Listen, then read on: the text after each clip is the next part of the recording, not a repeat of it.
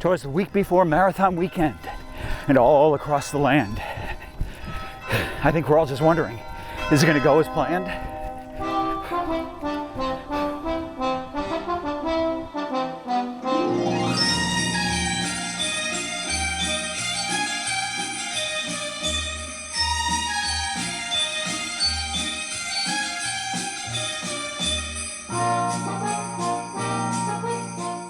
Hey, it's week 26 training for the Dopey Challenge, and by the time I put this up, we'll probably have a little more than a week till marathon weekend.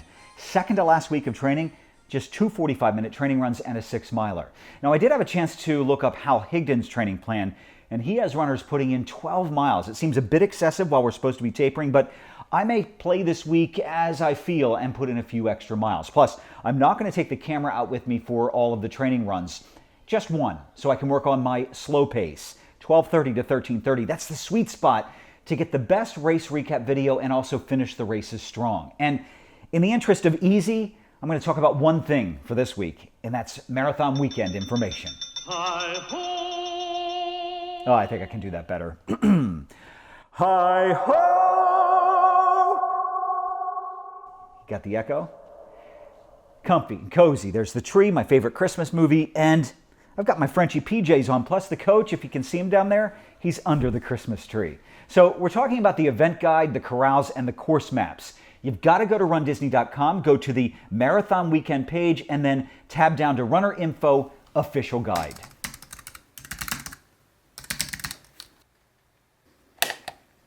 There's Minnie and Mickey. Once you see them, you can get over to the table of contents and start searching through the guide for the what, when, where, and how. This is the information that I usually need because of my severe visual impairment.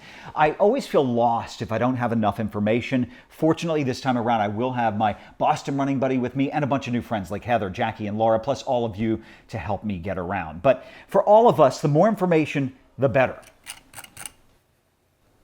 The first thing you're going to see are 2 welcome letters, one from the official sponsor, Cigna, the second from the folks over at Run Disney. This year marks the 25th anniversary of the marathon. I like how they put the social media tags right before the weekend itinerary. So hashtag WDW Marathon, hashtag Run Disney if you're looking to get social.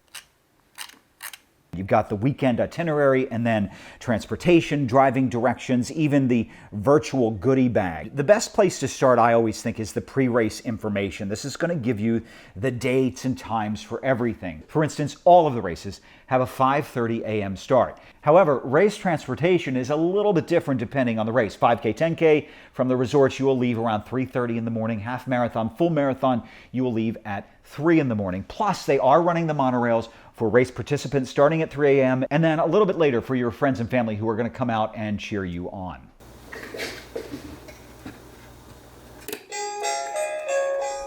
Can you believe this has become his favorite spot? Every Christmas, under the tree. I think he's trying to meet Santa Claus.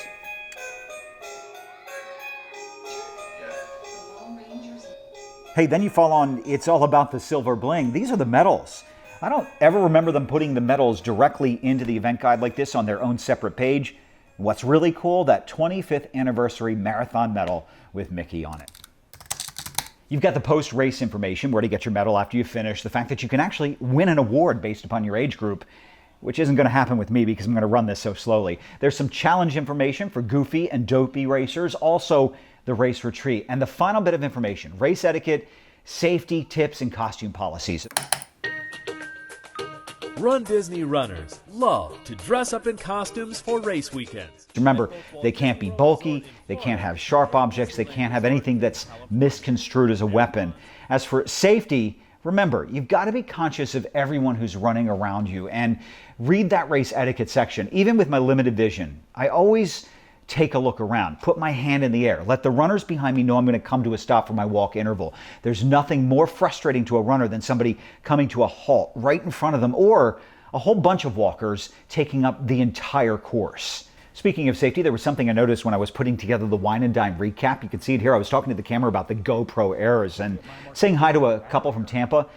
I reacted to this commotion next to me, and I didn't notice what it was till I got home. Remember my limited vision. Those runners were tripping over themselves trying to get on camera, and it kind of scared me when I saw it, when I played it back. The last thing I want is for anyone to get hurt. Remember, I take the camera out because I can't see the race like everyone else. And for me, this is a way to relive a race that all of you can see while you're running. The last thing, I don't want anyone getting hurt, including myself. So let's be careful. Enough of my dad's speech. I did take the camera out for the last run of this week, run number 86. No, shoot your eye out.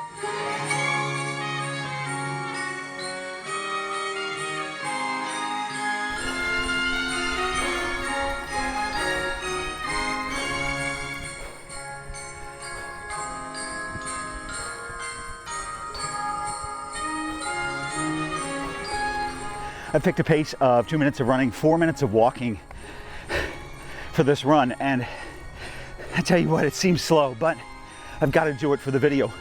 Obviously, my video needs kind of dictate what I'm going to do. If I need more running, well, I've got to run a little bit faster and a little bit more.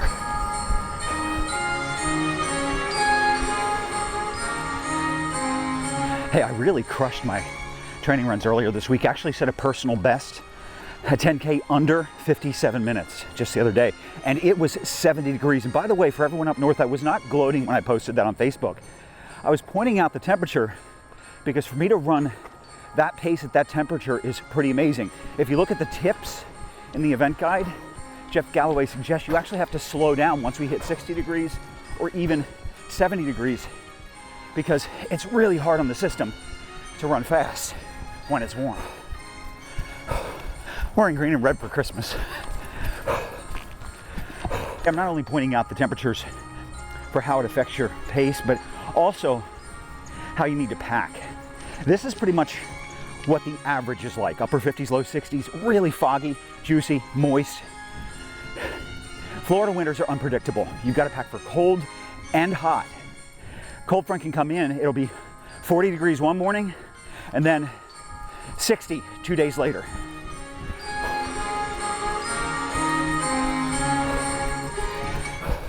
Hey, here's a great tip.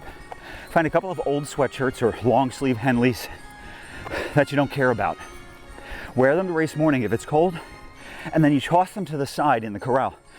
Disney will actually pick those up and donate them to people in need. Don't forget to check the description box below for links. Okay, time to finish this up.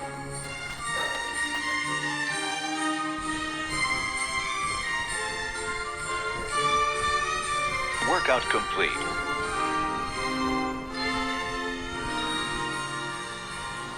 Kudos.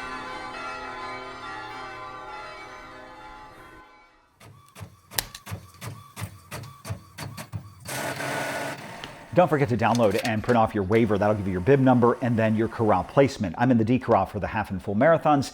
We really won't know which corral we're in for the 5 and 10K until we actually pick up our bib. There have been big changes to the corrals. They used to go A through P, a lot of them.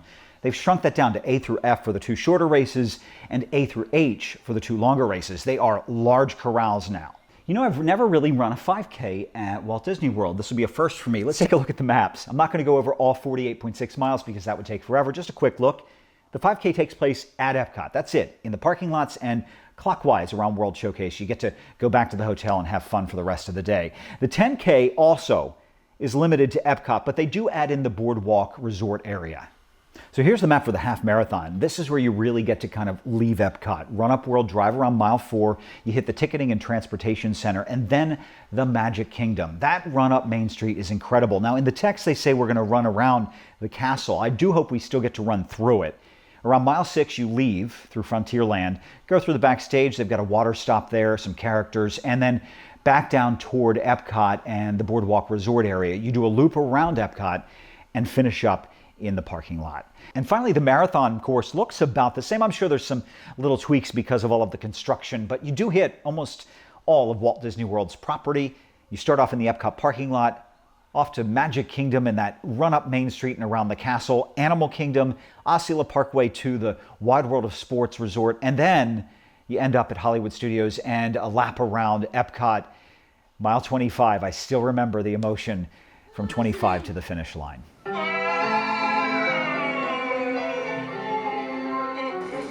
You'll shoot your eye out, kid.